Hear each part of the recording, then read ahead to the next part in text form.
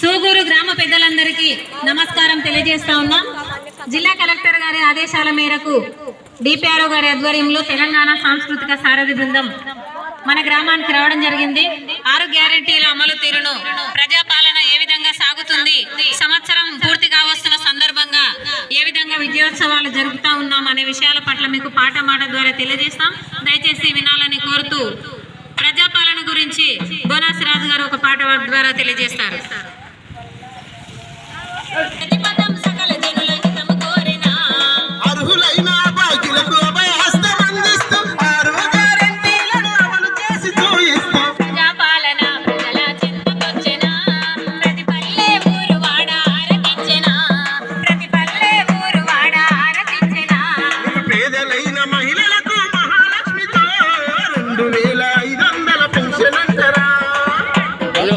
Stop.